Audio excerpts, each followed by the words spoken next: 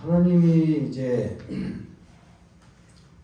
아브라함을 선택하시며 아브라함과 그의 후손들, 아브라함의 씨로부터서 태어날 그의 후손인 이스라엘 백성, 그 민족을 선택하심으로 하나님의 구원의 일이 이루어져 가는 모습을 봅니다. 창세기의 내용에서 창세기 12장부터 50장까지 내용이 바로 이제 그 인류의 구원의 선민이 된 이스라엘 백성의 이제 시조로부터서 그들이 어떻게 해서 이제 번창할 수 있는 기회가 생겼을까 하는 그런 내용까지 정리를 해서 우리에게 알려주는 아주 귀한 내용들입니다. 그래서 창세기 12장부터 50장까지 내용에서는 4명의 족장들의 이름이 나와요. 그들의 이제 인물이 나오는데 아브라함, 이삭, 야곱, 그리고 누군가요? 창세기 후반부에서 나오는 어떤 인물에 대한 이야기가 나온가요? 아브라함, 이삭, 야곱, 그리고 누구요? 모르신가 보네. 성경을 그렇게 많이 읽으시면서. 요셉이요? 모세요? 모세요? 요셉이요? 모세요? 모세? 요셉. 모세로 들려요. 지금 내 귀에 계속. 내 귀가 좀 막혀간가 봐요. 비행기 소리가 하도 그냥 시끄러워서 그런가. 요셉. 야곱의 11번째 아들은 요셉.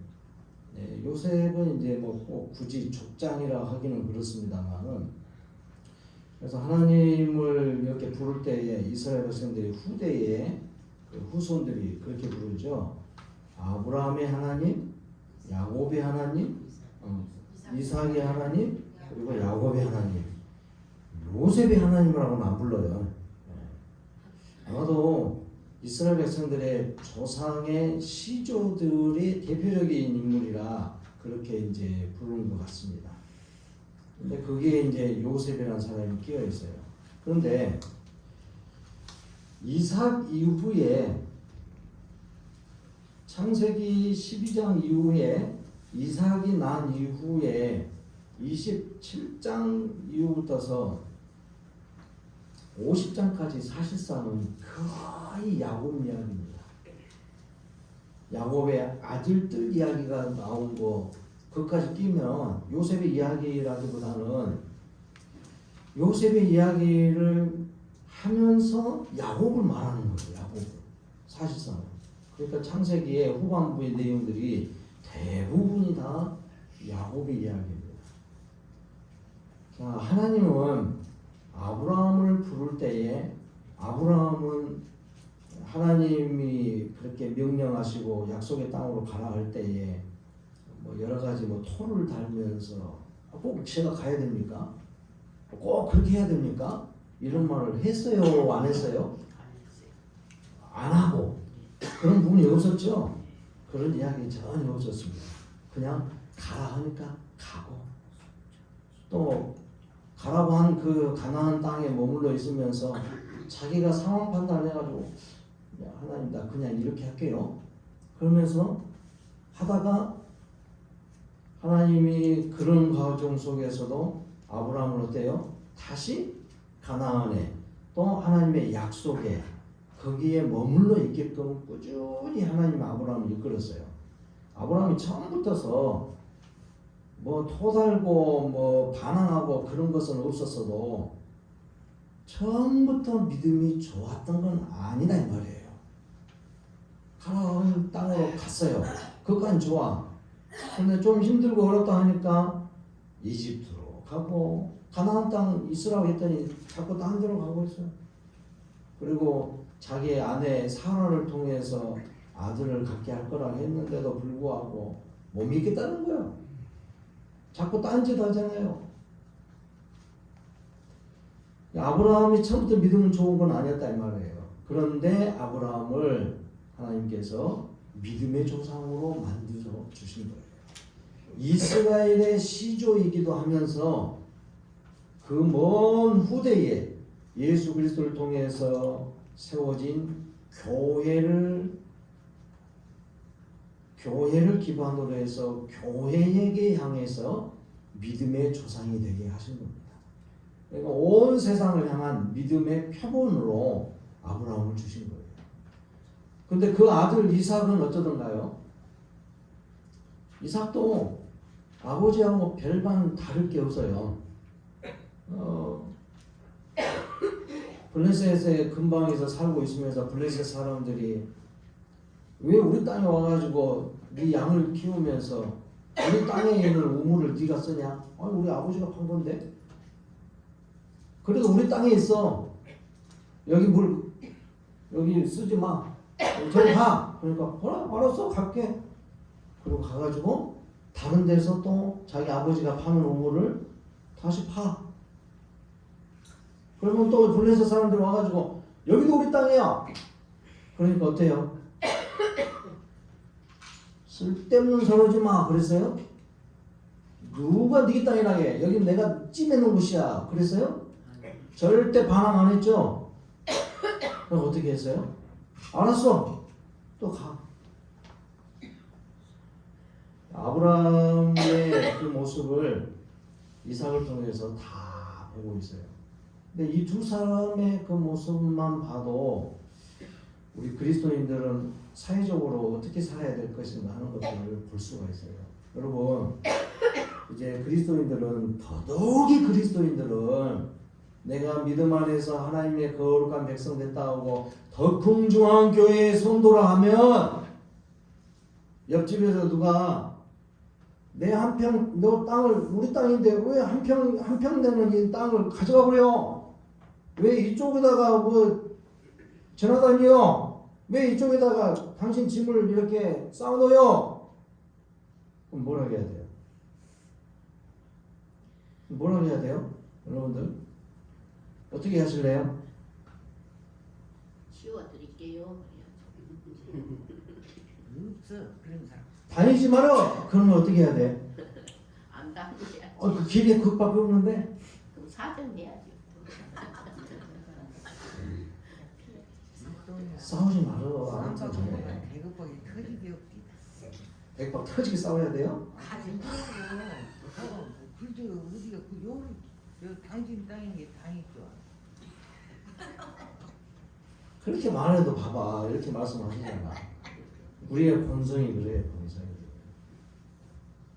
나도 그럴 것 같아. 옆에서 누가 자꾸 그냥 찝찝하고 짜증나게 하면은 우리 집에서도 그래요. 왜 그래? 제발 그러지 마라. 그럴 거예요.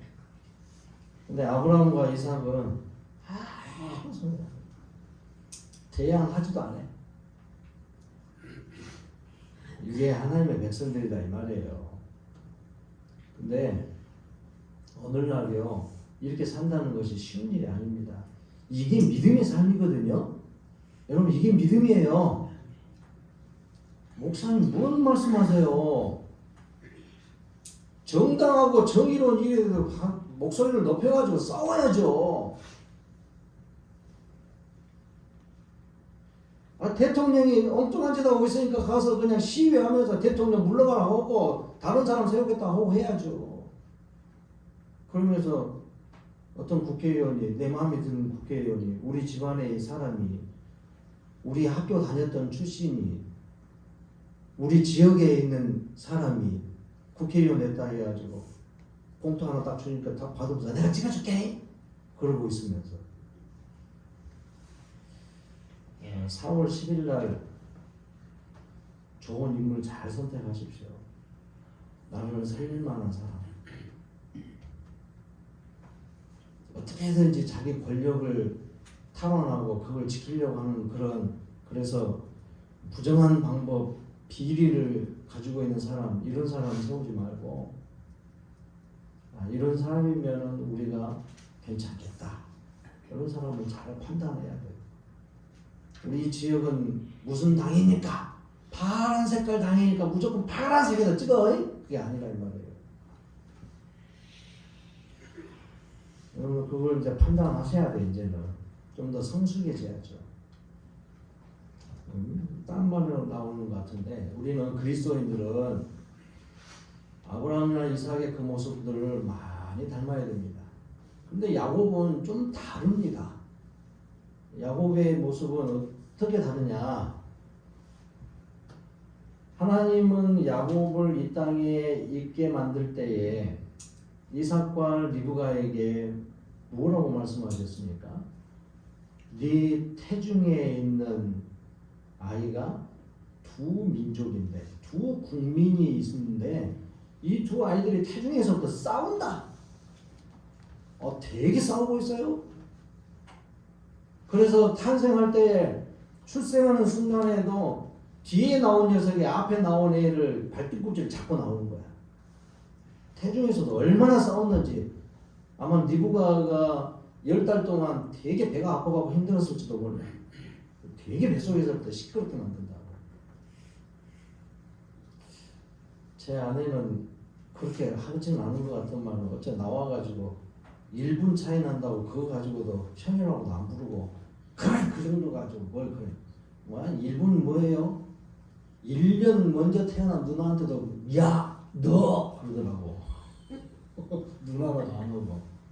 여러분 근데 이 쌍둥이 이삭의 두 아들은 이름이 뭐예요? 이름이 뭐래요? 에서하고 야곱이래요. 에서는 왜 에서예요? 붉다고. 얘가 좀 붉은색이 있는 거야 피부가. 그래서 에서라고 불렀대요. 나중에 그래서 그거를 다른 말로 에돔이라 불렀어요. 야곱은 왜 야곱이에요? 말 그대로 발뒤꿈치 잡고 나왔대. 그래서 야곱이래요. 그래서 그 의미가 다른 사람의 발뒤꿈치를 잡고 따라다니고 발목 잡는 사람, 속이는 사람, 뒤통수 치는 사람 이런 의미라 이 말이에요 이름이. 그래서 지난 주간에도 그런 이야기를 드렸죠. 야곱의 지난 수요일날 예배 드렸는데요. 야곱의 인생은 끊임없이 속고 속이고 또 분쟁을 하고 시기 질투하고 다툼이 많은 인생이에요. 그리고 야곱의 주변의 사람들은 맨날 그런 사람들밖에 없어. 자, 뱃속에서부터서 에서하고 그렇게 나왔죠. 태어나가지고 어머니와 아버지 사이에서 편애하는 사람이 돼가지고 아버지는 에서를 또 어머니는 야곱을 사랑해. 그래서 서로 이제 무슨 이유인지 모르겠지만 따로따로 이렇게 이제 편애하면서 키웠단 말이에요. 그래서 야곱은 어머니를 도와서 집안에 머무르는 사람. 에서는 좀 호전적이고 또 외향적이고 밖으로 나다니면서 뭐 사냥도 즐기고 많은 사람들을 만나고 막 그렇게 다니는 사람이에요. 그러다 보니까 에너지 소비가 많은 에서가 돌아다니다가 사냥하고 돌아다니다가 집에 돌아오면서 힘이 쫙 빠져갖고 지쳐가지고 배고파가지고 집에 와보니까 동생이 팥죽을 쓰고 있네? 그러니까 이야 냄새 좋네 나 배고픈데 한 그릇 줄래? 그랬더니 야곱이 뭐라 그러던가요? 뭐라고 그러세요? 공짜로? 맨입으로? 어떻게 해요 그러니까 에서가 그러니까 뭘 원하는데 뭘 줄까? 내가 사냥해온 거 이거? 그거 나 고기 별로 안 좋아해. 뭘 줘? 내가 형님이라고 나한테 형이라고 한번 불러봐. 왜 그런 거 가지고 그러냐? 쉽구만. 에서는 아주 소문하게 되고요. 자기의 장자의 권한을. 그까지 그거 가지고. 네가 형 해. 형님 나 팥죽 한 그릇만. 이렇게 끝나버렸어 이제. 근데 야곱은 그게 진중한 질문이었다 이 말이에요. 에서는 그런 걸 소홀히 여기는 거예요. 그걸 그리고 나서 이제 아버지가 눈이 어두워가지고 이삭이 눈이 어둡고 나서도 몇 년을 더 살았냐면 50년을 더 살았단 말이에요. 그런데도 이삭은 보면 나이가 들어가면서 시간이 지난 이후에 아버지 이제 아브라함이 죽고 나서 그 이후에 이삭이 우리 소위 요즘 말하는 이제 영적인 능력이 많이 사그러든 것 같아. 하나님과의 교제가 부족했는지 어쨌든 간에 약속의 말씀은 기억하고 있겠지만은 그 하나님을 의존하는 그런 신앙의 모습이 좀 부족한 것이 아닌가 하는 생각이 들어요. 나이 들어가면서.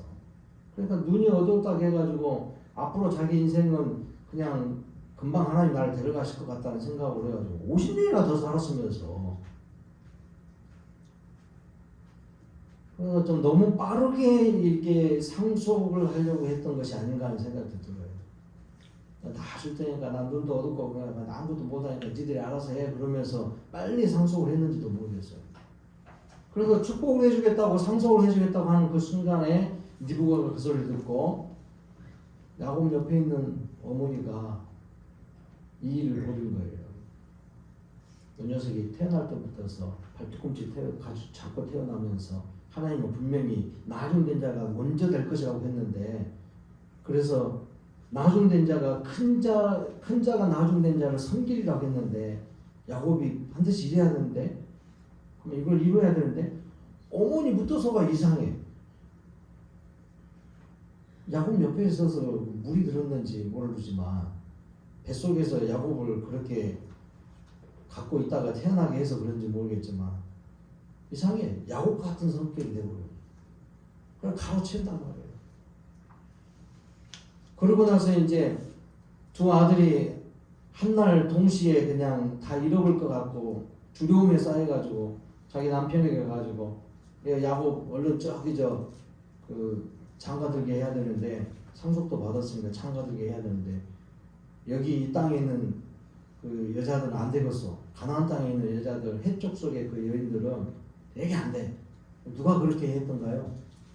에서가 그 해쪽 속의 여인들을 데려다 놓고 살았단 말이에요. 마음이 안 차. 그래가지고 외가로 보냈어요. 근데 야곱이 이걸 이제 우리가 여기서 이제 알아야 될 것은 이겁니다. 야곱이 그 가정을 떠나서 외가를 향하여 가는 도중에 하나님을 만나죠. 그 전까지는 하나님 만났다는 이야기가 없어. 그런데 밥단 아람으로 가는 도중에 베델이라는 곳으로 처음에는 루스라는 이름이었죠. 루스라는 그 땅에서 하나님을 만났어요.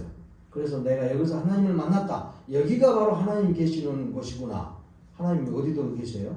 베델에만 계신가? 예, 그러니까 이게 이스라엘 백성들이 꾸준히 베델에 있는 그 옆에 있는 그리심산에만 하나님 계신 줄 알았대요. 특히 북한국 사람들. 그러니까 예수님 당시 때에 수가성에 그 사마리아 지역을 지나갈 때 수가성에서 한 우물가에서 예수님께서 대낮에 햇볕이 그렇게 떼약볕처럼 비추고 있는 그 순간에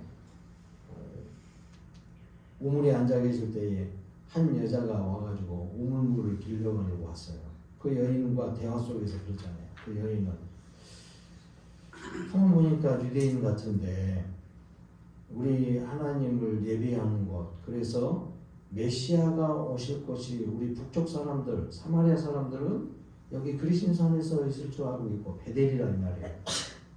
여기에서 메시아가 올 줄 알고 있대요.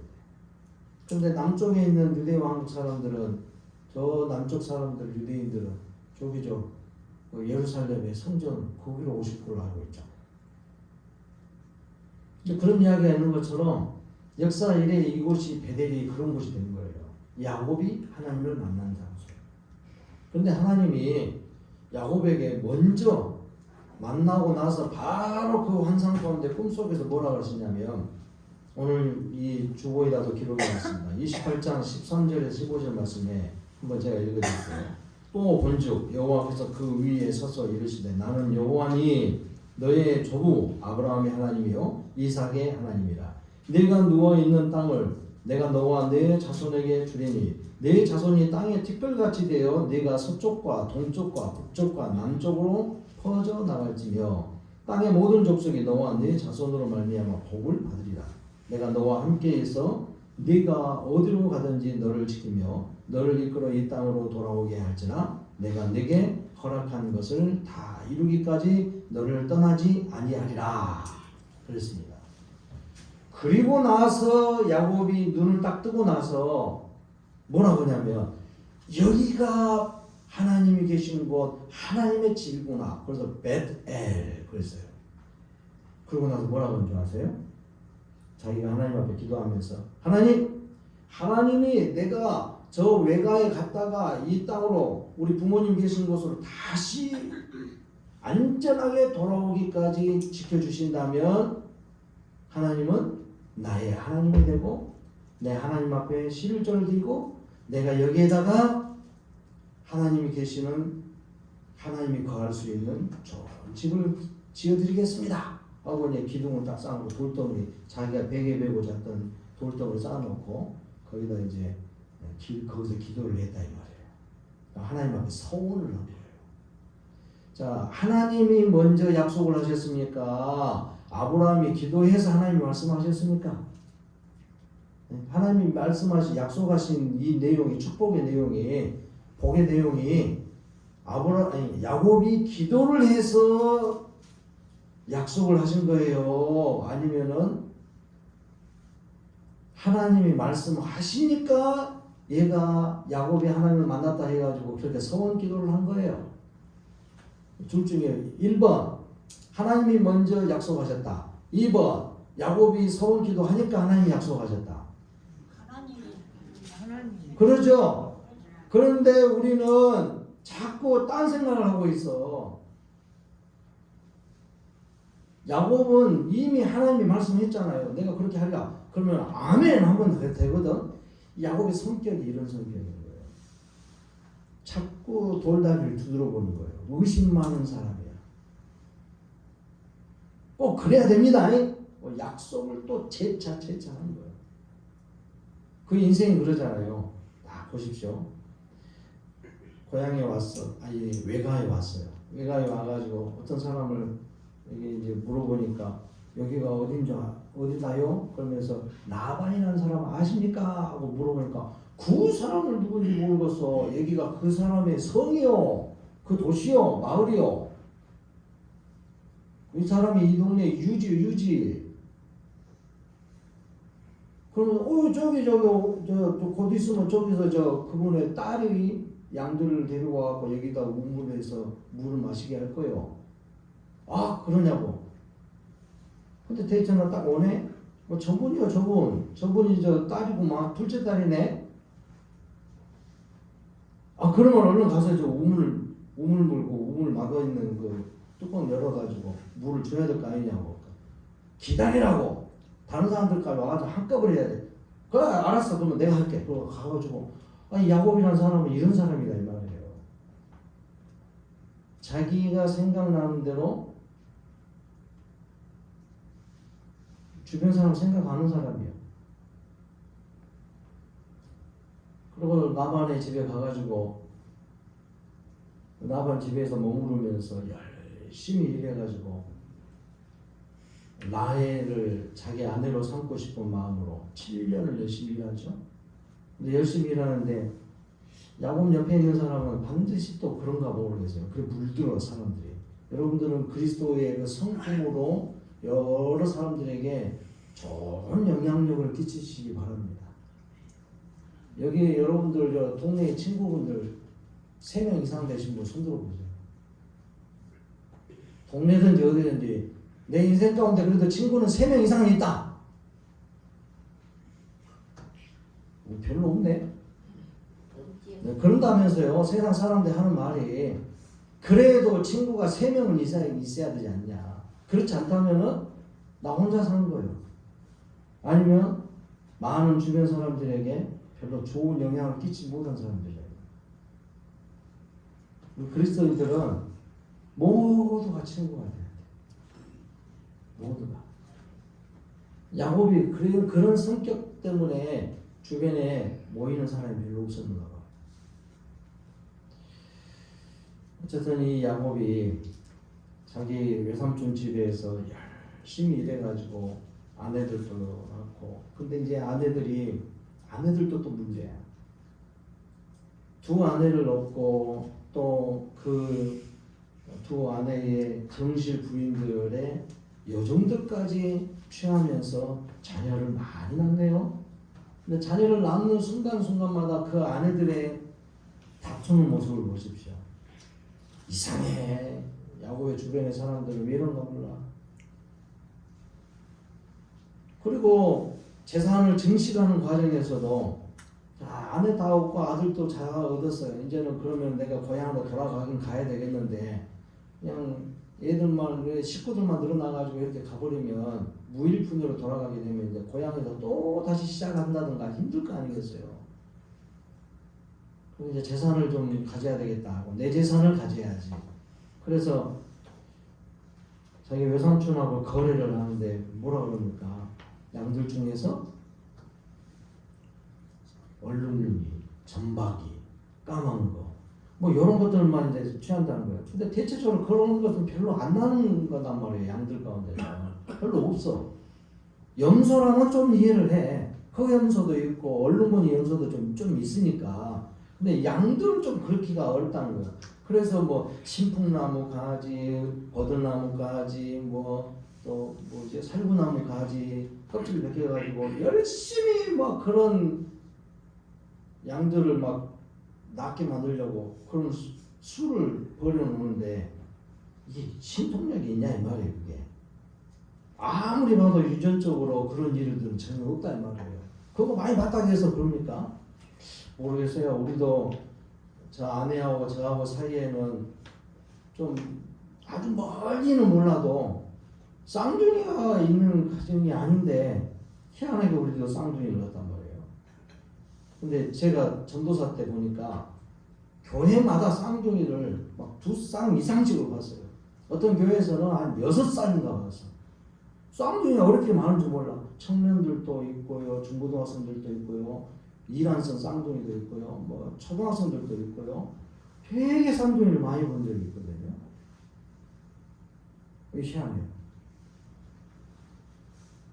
제가 또 그렇게 쌍둥이 낳고 나서 어떤 교회에서는 어떤 청년이 그러더라고요. 혼인하기 전에 목사님 나도 결혼해가지고 쌍둥이 낳으려요 그러더라고요. 진짜 쌍둥이 낳으래. 거기도 그 시간도 쌍둥이가 있는 시간이 아닌데 형님이 쌍둥이 낳더만은 그 동생도 쌍둥이를 낳더라고 나중에.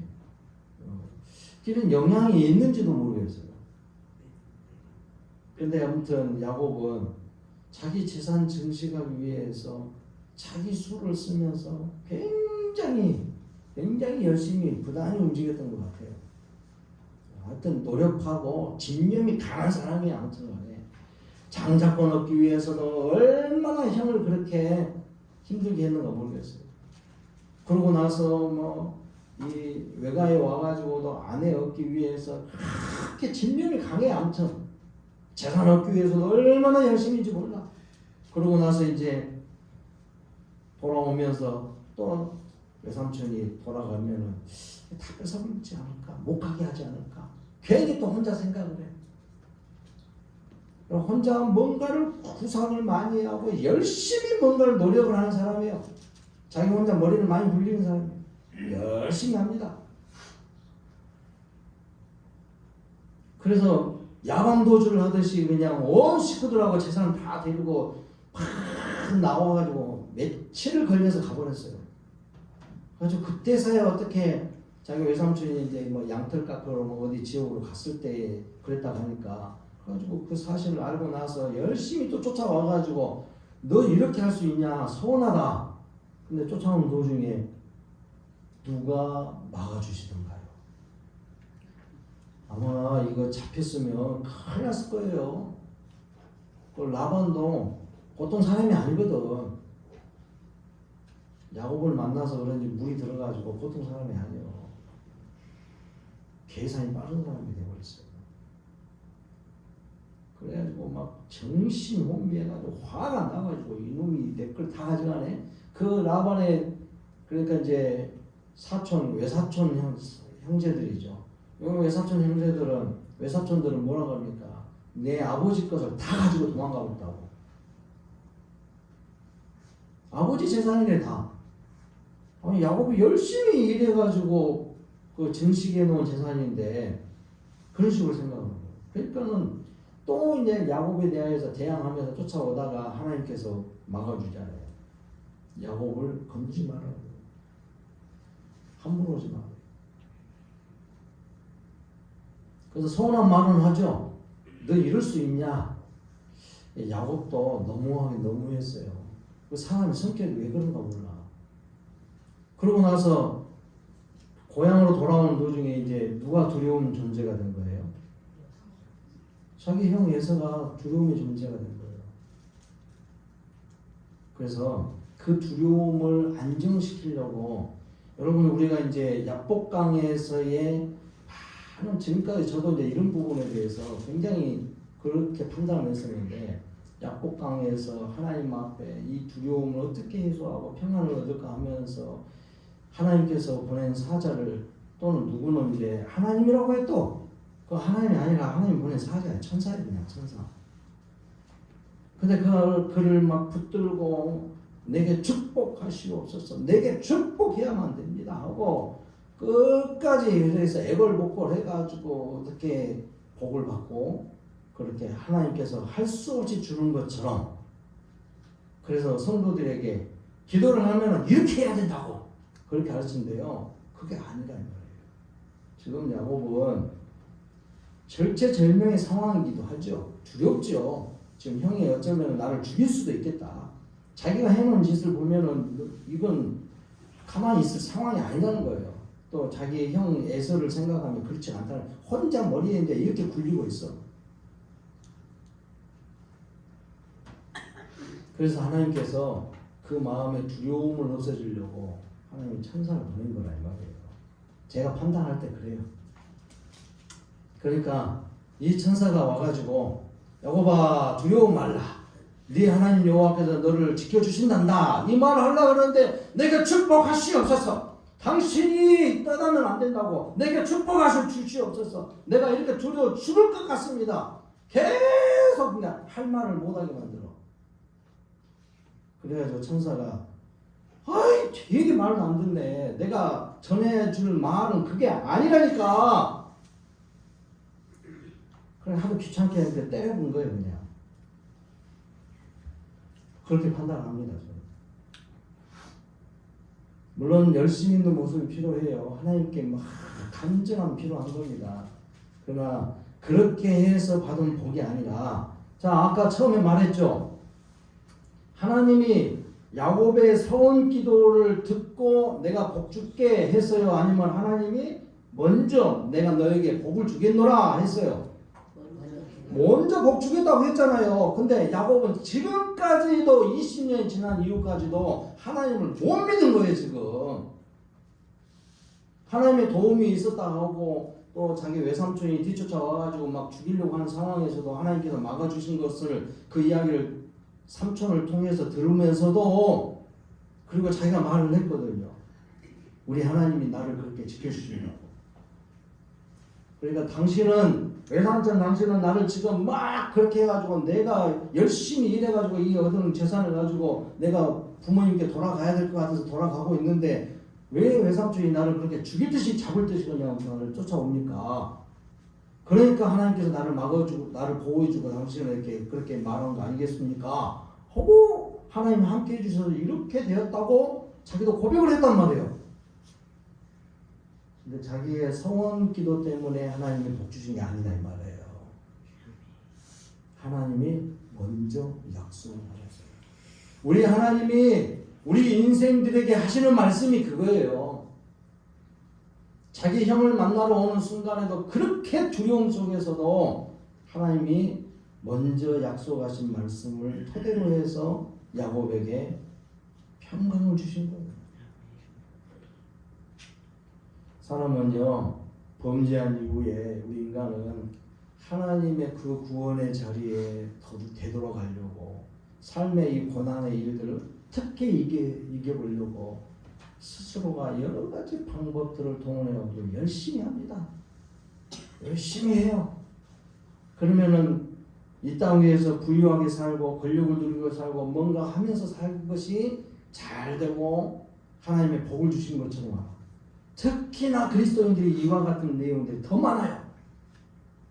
그래서 우리 안에서도 왔다 누구네 집은 또 열심히 하더니만 그렇게 잘 됐다요 음이 부러운 그 속으로 이러고 하고 있는 거 부럽다고 말을 하면서도 그랬다요 하면서 좀 부러운 듯이 말을 해. 찬송을 하고 기도를 하면서도 축복의 메시지를 전달하면 아멘 하면서 하나님만이 전부입니다. 우리를 구원하신 예수님만이 모든 것입니다. 주님을 찬양합니다. 할렐루야 해놓고는 누구네 집에 뭐 아들이 열심히 해가지고 막 서울대 가고 막 그래가지고 졸업해가지고 직장 좋은데 대기업에 들어가지고 한 달 월급이 막 1,000,000원이다. 막 그러고 있고 좋은 아내를 만나가지고 배우자 만나서 혼인했다요. 집도 그냥 몇 억원짜리 한 12억 원 된다더만. 그래도 음이 좋은 속으로 부러워가지고 어쩔 줄 몰라. 그런 말 하면서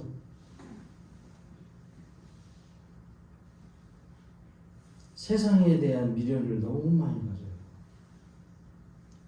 야곱이 이와 같은 거예요. 그러니까 우리가 정말 예수 그리스도를 통해서 영생의 그 자리에 우리를 들어섰고 죄의 용서함의 은혜를 누렸다고 감사하며 기뻐한다면 우리는 세상에 대하여서 이런 사고들이 사라져야죠.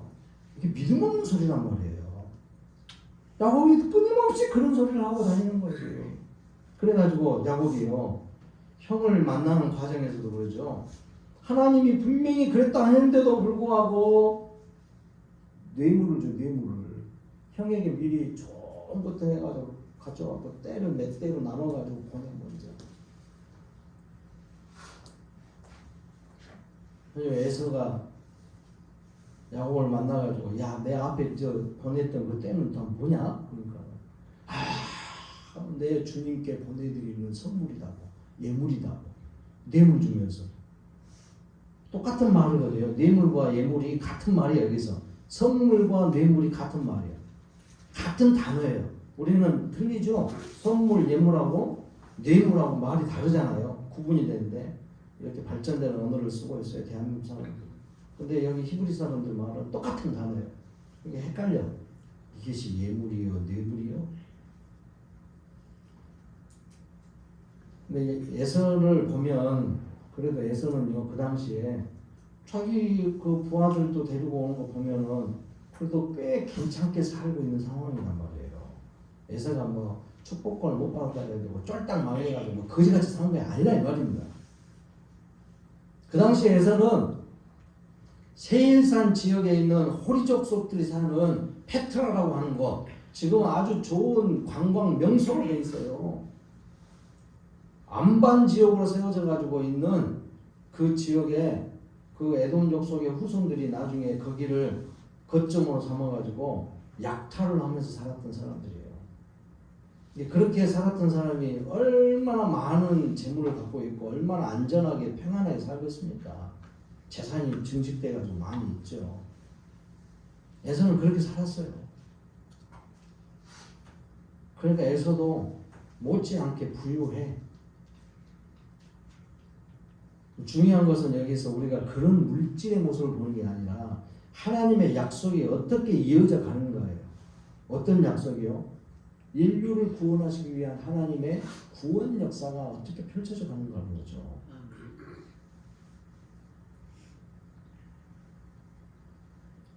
네, 에서를 만나고 나서 두 사람이 이제 바로 어디로 가야 될까요? 에서가 이 야곱을 딱 만나고 나서 야곱의 모습은 처참한 모습일 것 같아. 다른 사람들은 그냥 멀쩡하고 깨끗하고 막 그런 것 같은데 야곱 혼자만 지금 어떤 모습이던가요? 야곱강에서 천사한테 얻어맞아가지고 다리를 걸고 다녀요. 이 성경을 어디로 봐도 천사한테 얻어맞다는 사람은 이 사람뿐이야. 얼마나 귀찮게 했으면은 천사가 때려버렸을까? 이 사람뿐이야. 그러니까 야곱이 에서가 야곱을 봤을 때에 몰골이 이상하단 말이에요. 왜 이렇게 처참한 상황이냐 이 말이에요. 어디서 그냥 죽도록 고생하다 온 사람처럼 그러긴 그랬지만 그럼 이제 이 두 사람이 만나가지고 어디로 가야 되냐고요. 야곱이 고향에 왔어. 뭐 전에 생각나는 게 없으신가요? 어디로 가야 돼? 아따 명절 때 어디 찾아가요 다들 자녀들이. 고향. 고향 땅 부모님 찾아가잖아요. 그러면 이삭과 리브가가 있는 걸 찾아가야지. 이분들 벌써 안 죽었어요. 살아 계셔. 헤브론으로 찾아가야 된단 말이에요. 안 가. 에서도 문제고 야곱도 문제예요. 안 가. 왜 안 가냐고. 부모 찾아가야지. 두 사람이 아주 그냥 은혜를 몰라. 그러면 안 되죠. 그러니까 이 두 사람의 모습은 에서는 그렇다 치더라도 야곱은 하나님의 약속을 기억하면 먼저 부모 만나고 그럼 어디로 가야 돼요? 어디로 가야 돼 또? 야곱이 가야 될 장소는 또 어디예요? 다 모르신가 봐. 여태 성경을 읽고 다 들려줬는데 어디로 가야 돼요? 밥 먹을 때까지 이거. 어디로 가야 돼? 루스. 거가 어디요? 베델. 내가 이곳에 와서 하나님 앞에 뭐 한다고? 주님의 집을 지어드리겠습니다. 예배 드린다는 소리잖아요. 거기 와가지고 하나님을 찬양하고 하나님과 함께 하겠다고. 여태 하나님은 그 야곱의 인생 가운데 함께 하시고 보호하시고 복 주시고 잘되게 하시고 많게 하시고 풍성케 하시고 아멘하고만 그냥 그렇게 했다 이 말이에요. 그런데 야곱은 자꾸 잊어버려. 생각도 없어. 부모님한테 먼저 가야 되고 내가 이렇게 잘 돌아왔습니다. 아내들 이렇게 됐습니다. 자녀들 보십시오. 손자 손녀들 봐보세요. 그 하나님의 약속을 분명히 붙든다면 이렇게 믿음이 성숙해 있어야지. 어디로 갔어요? 부모한테도 안 가고 베델도 안 가고 어디로 갔어요? 세겜에 가가지고 세겜에서 무슨 일이 벌어집니까? 세겜에서 무슨 일이 벌어져요? 자기 딸 디나가 그 세겜에 있는 세겜성에서 그 추장의 아들한테 강간을 당합니다. 근데 이 디나의 나이가 꽤 어린 나이인 걸로 알고 있어요. 이제 갓 뭐 10살 넘은 13살이나 4살이나 됐을 정도의 그걸로 어린 나이다 이 말이에요. 뭐 지금도 뭐 중동 지역에 이슬람권에 있는 사람들은 13살만 됐다 해도 그냥 막 혼인시켜버리니까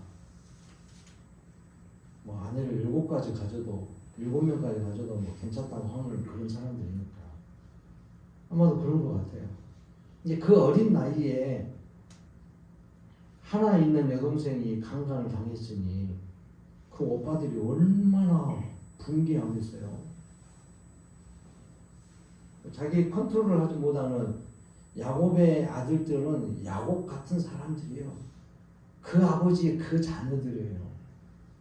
요즘도 우리도 다 똑같죠. 그 아버지 그 아들이구만.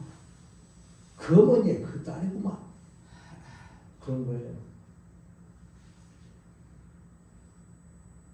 저 아들이 세상에서 못된 짓 하고 다니고 이상하게 말투도 그러고 그러면 누구한테 배웠겠어요? 그 아버지 그 어머니한테 배웠겠지. 그 집안에서. 우리도 지난번에 그런 이야기 한 적이 있어요. 내가 이렇게만 하고 이렇게 성격이 있는 거 네 아버지가 그래서 그런다. 여러분 요 디나 사건으로 인해서 하마터면 야곱의 온 가족이 몰살당할 뻔했어요. 그러니까 자 아주 이 야곱의 두 아들이 디나 자기 여동생의 그 일로 인하여서 뭘 합니까? 아주 비열한 짓을 한 거예요. 세겜 족속들 남자들마다 전부 할례를 받으래. 그래야지 내 여동생을 주겠다고. 아버지가 연결해가지고 그것을 대화를 한 게 아니라 그걸 조율한 게 아니라 이 두 아들이 가가지고 시몬과 레위가 가서 여동생 일을 처리를 하는 거예요. 그러면서 아주 비열한 방법을 쓴 거예요. 다 할례 받아라. 그래놓고 그날 밤에 가가지고 몸도 제대로 못 가는 모든 세겜의 남자들을 몰살의 문제. 아주 비열하다 이 말이에요. 그러니까 야곱의 자녀들이 그 일을 한 것이 주변에 있는 다른 민족, 다른 사람들에게 아주 비열한 방법이다 이 말이에요. 그러니까 좋은 못된 놈들이 있나 그러면서 동맹을 해가지고 야곱의 가족들을 몰살시킬 수도 있었다 이 말이에요. 누가 보호해 주신 거예요? 하나님 보호해 주신 거예요. 이런 위험한 상황들, 어려운 상황들, 힘들고 고통의 순간들이 인생이다 이 말이에요. 근데 사람은 그런 가운데서 자꾸 자기 머리와 자기 열심으로 이 고난의 일들을 헤쳐나가려고 애를 써. 자, 야곱을 봐보세요. 방법을 여러 가지 방법들 고안해 나가면서 혼자 잘나서 살아. 근데 그 배후에서 누가 지켜준다고요? 하나님이 함께 하시며 보호하시고 복되게 하시는 거예요. 하나님이 먼저 약속하신 대로 했잖아요. 오늘날 우리는 예수 그리스도를 통해서 영생의 그 길을 찾고 이 땅 위에서도 복되게 하는 그 삶을 누리는 그 약속을 이미 하나님은 그 아들을 통해서 주셨습니다. 그러니까 우리의 믿음을 그 약속의 말씀 되시는 예수 그리스도를 붙들며 그분을 의지하며 살아야 됩니다. 어떤 일이든지 하나님께 나와서 그리스도의 이름으로 아버지 앞에 나와 아뢰고 기도하고 그러면 분명히 이루십니다. 영혼 구원에서부터 시작해서 교회 운영하는 것부터 시작해서 그러면서도 그 기도를 먼저 그의 나라와 그의 의를 구하라. 주님의 뜻이 또 이루어지기를 우리 가정의 가족들을 위해서도 구원이 이루어지기 위해서 기도하시고 그 하나님의 놀라운 일들이 일어나기 위해서 그렇게 기도하십시오. 그게 오늘 우리가 해야 될 아주 소중한 일이라는 것입니다. 하나님의 약속을 믿고 믿음으로 우리 하나님을 의존하며 사는 믿음의 성도들이 다 되시길 바랍니다.